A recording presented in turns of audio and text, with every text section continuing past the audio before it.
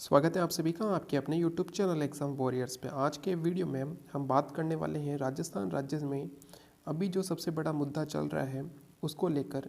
वो है परीक्षाओं में फर्जीवाड़ा, जिसके कारण आज के समय में काफ़ी अभ्यर्थी सड़कों पर हैं, जिनकी एक ही मांग है कि जो भी एग्ज़ाम होता है उसमें किसी भी प्रकार की कोई भी फर्जीवाड़ा नहीं हो और पूरे निष्पक्ष रूप से एग्ज़ाम करवाया जाए, जिससे कि उन अभ्यर्थियों को नौकरी मिले जो कि उसके वास्तविक हकदार है। यानी कि वे सभी अभ्यर्थी जो पूरे समय मेहनत करते हैं, जिन्होंने अपने कई साल एग्ज़ाम के लिए दिए हैं, परीक्षा के लिए दिए हैं, और उसके बाद भी उन्हें अगर विफलता हाथ लगती है तो इसके पीछे सारी जिम्मेदारी राजस्थान सरकार और उन बोर्ड की है जो कि एग्ज़ाम करवाते हैं, क्योंकि वो सही तरीके से एग्ज़ाम नहीं करवा पाते हैं। इसके कारण काफ़ी अभ्यर्थियों का जो भविष्य है वो खतरे में होता है। जैसा कि आप सभी जानते हैं कि हमारे बीच में भी काफ़ी ऐसे अभ्यर्थी होते हैं जो कोई एग्ज़ाम देते हैं और इस एग्ज़ाम में फाइनल सिलेक्शन में सिर्फ 2 या 3 नंबर से रह जाते हैं, और जिसका अफसोस उन्हें पूरे साल होता है कि काश अगर वो उस एक क्वेश्चन या उन 2 क्वेश्चन को सही कर देते तो आज वो एक सेलेक्ट हो चुके होते। लेकिन जब उन्हें पता चलता है कि उस एग्ज़ाम में काफ़ी बड़े स्तर पर फर्जीवाड़ा हुआ था, तब उन्हें और भी दुख होता है कि ऐसे लोगों के कारण उनके नंबर वो 2 या 3 नंबर से रह गए थे। उसका कारण उनकी पढ़ाई नहीं थी, क्योंकि उन्होंने तो काफ़ी मेहनत की थी, उन्होंने अपनी पूरी जी जान लगा दी थी, पूरी मेहनत से उन्होंने वो एग्ज़ाम की तैयारी की थी और एग्ज़ाम दिया था। लेकिन ऐसे लोगों के कारण वो नौकरी नहीं लग पाए। तो ऐसे समय में जो है अभ्यर्थी को काफ़ी दुख होता है, और उसके आगे आने वाले जो एग्ज़ाम होते हैं वो भी उसके जो है सही नहीं हो पाते हैं, क्योंकि वो एक तरीके से वहाँ पे डिप्रेशन में चला जाता है कि एक बार ऐसा हो चुका है तो आगे आने वाले समय में और भी होगा, और उसका एग्ज़ाम जो वो देगा उसमें सफल होने के उसके जो चांस है वो बहुत कम हो जाते हैं, और एक तरीके से वो वहाँ पे डीमोटिवेट हो जाता है और आगे तैयारी नहीं करता है। जैसा कि आपको आज के समय में दिखाई दे रहा है, कई अभ्यर्थी यहाँ पर जो है आत्महत्या जैसा प्रयास भी करते हैं। वो ऐसे लोगों के कारण हैं जो कभी भी पढ़ाई के दम पर, यानी कि उन्होंने कभी मेहनत नहीं की होती है, फिर भी वो नौकरी लग जाते हैं। आज के वीडियो में मैं आपको एक ऐसी चीज़ भी बताने वाला हूँ जहाँ पर आपको देखकर लगेगा कि ये कितने सालों से ये चीज़ चली आ रही है, जहाँ पर इस तरीके के लोग पे एग्ज़ाम में फर्जीवाड़ा करते हैं और नौकरी लग जाते हैं। इसमें जो पूरी विफलता है वो राजस्थान सरकार की है कि उसके अंदर रहने वाले लोग ही यहाँ पर इस प्रकार के कार्य करते हैं, जिससे कि राजस्थान राज्य के जो युवा हैं उनका जो भविष्य है वो अंधकार में है। तो इसके बारे में हम आज की वीडियो में बात करने वाले हैं। हो सकता है ये जानकारी आप में से कई लोगों के पास हो, और हो सकता है कि ये जानकारी कई लोगों के पास नहीं हो। तो अगर आप चाहते हैं कि इस जानकारी को शेयर करना तो आप कर सकते हैं, ठीक है। तो यहाँ पर सबसे पहली बात है, जैसा कि आप देख सकते हैं, ये स्कूल लेक्चरर का एक एग्ज़ाम हुआ था। इसमें आपको ये जो फ़ोटो जो दिखाई गई है, इसको देखने पर ही आपको समझ में आ जाएगा कि यहाँ पर कितने बड़े स्तर पर यहाँ पर जो है फर्जीवाड़ा किया गया है। जैसा कि आप सभी जानते हैं कि आप जब पहले एग्ज़ाम देते थे तो होता यह था कि मान लीजिए आप बहुत अच्छा पढ़ते हैं, आपका कोई दोस्त है वो इतना अच्छा नहीं पढ़ पाता है, तो वो आपसे क्या कहता है कि अपन दोनों एक ही टाइम पर जाके फॉर्म भरेंगे, जिससे कि अपना एग्ज़ाम सेंटर भी एक ही जगह आ जाएगा और अपन आगे पीछे बैठेंगे, जो तू मुझे बता देना। तो ऐसा होता था जब हम छोटे होते थे, या जब हम शुरू में जब हमने फॉर्म भरे थे, यानी 12th पास करने के बाद भी हम फॉर्म भरते थे, तो ऐसी बातें होती थी। लेकिन यहाँ पर आप देखेंगे तो आपको पता चलेगा कि यहाँ पे एक है श्रवण और उसकी बहन है इंदु कुमारी। दोनों के पिताजी एक ही है, इनके मार्क्स भी मैं आपको बता दूंगा। दोनों का गांव भी एक ही, आप देख सकते हैं यहाँ पे, ये जो है साचौर तहसील में गांव में, दोनों का गांव ही सेम है, ठीक है। और सबसे बड़ी बात तो ये है कि इन दोनों के रोल नंबर भी सेम है, आप यहाँ पे देख सकते हैं, यानी कि आगे पीछे इनके रोल नंबर है। इसका रोल नंबर है 593293 और इसका रोल नंबर है 593294। अब आप यहाँ पर समझ सकते हैं कि कितने बड़े स्तर पे यहाँ पे फर्जीवाड़ा किया गया था। ये तो सिर्फ 2 लोगों की लिस्ट है, ऐसे कई लोग हैं जो कि एक ही परिवार से हैं, जिनके पिता भी एक ही, यानी कि सगे भाई बहन हैं जो, और उनके एग्ज़ाम सेंटर भी एक ही जगह आता है और उनका रोल नंबर भी आगे पीछे होता है। इतना बड़ा जो है आपने कभी नहीं देखा होगा, इतनी बड़ी जादूगरी आपने कहीं भी नहीं देखी होगी, लेकिन वो आप यहाँ पर देख सकते हैं। हो सकता है कई अभ्यर्थियों के पास ये फ़ोटो पहुँच भी गया होगा, और जिनके पास नहीं पहुँचा है उन्हें भी जान लेना चाहिए कि जिस एग्ज़ाम के लिए वो इतनी तैयारी करते हैं, क्योंकि होता ये है कि जब उसका रिज़ल्ट आता है तो वो खुद को ही कोसते हैं कि काश हमने एक क्वेश्चन और ज़्यादा कर लिया होता, या वो क्वेश्चन जो मेरा गलत हो गया अगर वो सही हो जाता तो आज मैं नौकरी लग चुका होता, ठीक है। और ऐसा किसी एक एग्ज़ाम में नहीं होता है, कई बार ऐसा किसी अभ्यर्थी के साथ 2 से 3 एग्ज़ाम में भी हो जाता है कि जहाँ पर वो बिल्कुल मामूली अंतर से रह जाता है और वो खुद को कोसता है कि उसकी मेहनत में कोई कमी रह गई थी, जबकि ऐसा नहीं होता है, उसकी मेहनत पूरी होती है, पर ऐसे लोगों के कारण उसका सिलेक्शन रुक जाता है। तो आप यहाँ पर समझ गए होंगे कि 2 लोग हैं और इन 2 लोग जो एक ही गांव से हैं। पहली बात तो ये होती है कि एक ही गांव के लोगों का अगर सेंटर एक ही ज़िले में आ जाता है तो ये भी बहुत बड़ी बात है, यानी कि ऐसा हो सकता है।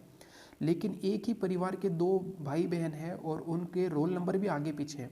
मान लीजिए कि चलो सेंटर भी एक ही आ गया है, डिस्ट्रिक्ट भी उनका एक ही था, सेंटर भी एक आ गया, लेकिन रोल नंबर कैसे उनके आगे पीछे हो गए, तो ये बहुत बड़ा कारण है। और ऐसे जो है कई चीज़ें जब निकल कर आती हैं तो अभ्यर्थियों में का आक्रोश होता है, और यही वो समय है जब सभी अभ्यर्थियों को जाग कर सरकार के खिलाफ या सरकार को एक तरीके से ज्ञापन देना चाहिए कि आगे अगर आने वाले समय में ऐसा होता है तो वो किसी के हित में नहीं होगा, ठीक है। तो इस तरीके की जो भी चीज़ें चल रही है इसमें अभ्यर्थियों को और भी भाग लेना होगा और ये कानून ज़रूर बनवाना होगा, क्योंकि कानून तो बने हुए हैं लेकिन उनकी पालना नहीं होती है। तो कानून और कठोर बनाई जाए जिससे कि अभ्यर्थियों के साथ ऐसी नाइंसाफ़ी नहीं हो। और साथ ही मैं आपको बता देता हूँ, यहाँ पे मेरे पास 2 इमेज और है जहाँ पर आप देख सकते हैं। ये है वो इंदु कुमारी जो सिस्टर है, यहाँ पे आप इसके नंबर देखेंगे तो इसके नंबर है 310 नंबर। 310 नंबर ये लेकर आई थी और इसका मेरिट में जो नंबर था वो 77 था। यानी कि किस प्रकार ये लोग जो है पास होते हैं, पास भी नहीं होते हैं बल्कि और भी अच्छे मेरिट से पास हो जाते हैं, ठीक है। यानी कि ये पेपर लीक करके मेरिट में भी अच्छे नंबर लेकर आ जाते हैं, यानी कि मेरिट में भी एक अच्छा स्थान लेकर आते हैं। यहाँ पर आप देख सकते हैं इसका स्थान 77 आया है इंदु कुमारी का, और इसके जो नंबर है वो 310 नंबर इसने प्राप्त किए थे। वहीं आप यहाँ पर देखेंगे जो इसका भाई है जिसका नाम है श्रवण, और इसने 312 नंबर यहाँ पे प्राप्त किए थे, यानी कि ये उससे भी ज़्यादा नंबर लेकर आए हैं। इसकी रैंक भी लगभग जो है 65 के आसपास रही होगी, 65 से 70 के पास। तो आप देख सकते हैं ये स्कूल लेक्चरर का एग्ज़ाम है, यानी कि एक टीचर का एग्ज़ाम है, एक जो अध्यापक होता है उसका एग्ज़ाम है। अब आप समझ सकते हैं कि ये जो लोग हैं ये स्कूल में जाकर क्या तो पढ़ाएंगे और क्या ही ये जो है उन बच्चों को शिक्षा दे पाएंगे, ठीक है। अभी आपने कुछ वीडियो भी देखे होंगे जिसमें कि 2 बहनों का जिक्र हो रहा है जिसको यही नहीं पता है कि भारत का राष्ट्रपति कौन है। एक वो स्टूडेंट होता है जो कि भारत के अलावा कई देशों के राष्ट्रपति के नाम याद रख के रखता है, ताकि अगर करंट अफेयर में ये क्वेश्चन आ जाए कि रूस का राष्ट्रपति कौन था, जो कि अभी इस समय में चल रहा है, ये क्वेश्चन बन सकता है, या यूक्रेन का राष्ट्रपति कौन था, तो उसका क्वेश्चन गलत नहीं जाए। और यहाँ पर ऐसे भी अभ्यर्थी हैं जिन्हें ये नहीं पता है कि भारत का राष्ट्रपति कौन था और वो अब सब इंस्पेक्टर बनेंगे। तो ये हमारे देश की विडंबना है या फिर किसी जादूगर की जादूगरी है जिसके कारण ये चीज़ होती है।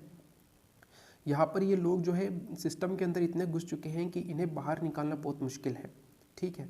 लेकिन कानून ऐसा बनाया जाए जिससे कि जो भी ऐसे काम करता हुआ पाया जाता है उसे सज़ा मिलनी चाहिए, चाहे वो गवर्नमेंट एम्प्लॉय हो, चाहे कोई नेता भी क्यों ना हो, इन्हें सज़ा मिलनी चाहिए। साथ में जिस भी पोस्ट पर ये होते हैं उस पोस्ट से इन्हें निलंबित नहीं करना चाहिए बल्कि बर्खास्त कर देना चाहिए। आप सभी ने देखा होगा जैसे कोई भी आदमी जो पकड़ा जाता है अगर वो गवर्नमेंट एम्प्लॉय होता है तो उसे बर्खास्त कर दिया जाता है।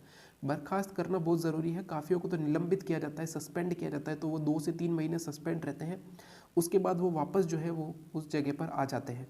तो ये कोई उपाय नहीं हुआ इस चीज़ को रोकने का। इसका सबसे बड़ा जो उपाय है वो यही होगा कि कानून बनाया जाए जिसमें कि लगभग 10 साल की सज़ा होनी चाहिए। साथ ही उस व्यक्ति की सारी संपत्ति को भी जब्त कर लेना चाहिए, और अगर ऐसे अभ्यर्थी पाए जाते हैं तो इन अभ्यर्थियों को आजीवन परीक्षा से वंचित किया जाना चाहिए, तभी यहाँ पर जो है सॉल्यूशन निकलेगा। अन्यथा यहाँ पर कोई सॉल्यूशन नहीं निकलने वाला है। तो ये सबसे बड़ी बात थी जो मुझे आपके साथ शेयर करनी थी। हो सकता है आपके पास इससे भी बड़ी चीज़ें हो तो इसे आपको आगे से आगे शेयर करना है। ज़रूरी नहीं है कि आप इसी वीडियो को शेयर कीजिए। आपके पास बहुत सारी इमेज आते हैं, बहुत सारी फ़ोटो आती हैं इस प्रकार की, तो वो आप ज़्यादा से ज़्यादा लोगों को शेयर कीजिए, क्योंकि अभी जो आवाज़ उठी हुई है ये दबनी नहीं चाहिए, ठीक है। अभी जो आक्रोश लोगों के बीच में है, अगर ये इस बार दब जाता है तो आगे आने वाले 2 से 3 साल तक फिर ये इसी प्रकार चलेगा। और यहाँ पर सबसे इम्पोर्टेंट बात तो ये थी कि आपके काफ़ी एग्ज़ाम अब करीब आ चुके हैं, चाहे वो रीट का है, सीईटी जो कि बहुत ही महत्वपूर्ण एग्ज़ाम है इस साल का, और ये और रीट, यहाँ पर काफ़ी पदों पर एग्ज़ाम होने वाला है। और आप जब खुद को ये पाएंगे कि मैं खुद 2 या 3 नंबर से रह चुका हूँ, आगे आने वाले एग्ज़ाम में अगर आप 2 से 3 नंबर पर रह जाते हैं तो ये सही में आपके लिए बहुत बुरा होगा। इसीलिए सभी अभ्यर्थियों को अभी जागना होगा, और यही वो समय है जब एक नया कानून आना चाहिए और जो पुराना कानून है उसमें संशोधन ज़रूर होना चाहिए, क्योंकि पुराना कानून इतना भी प्रभावी नहीं है। सबसे इम्पोर्टेंट बात ये होती है कि जो भी अभ्यर्थी ये करता हुआ पकड़ा जाता है उसे आजीवन रूप से बैन कर दिया जाना चाहिए एग्ज़ाम में, तब जाकर यहाँ पर बात होगी। 3 साल का बैन करने से कुछ नहीं होगा, 3 साल बाद तो वो फिर से ये चीज़ शुरू कर देगा। और 3 साल कोई बड़ी बात नहीं होती, क्योंकि आप सभी जानते हैं अभी जो भी भर्ती आती है वो कम से कम 3 साल तो चलती है। ठीक है, ये भी आप लोग जानते हैं।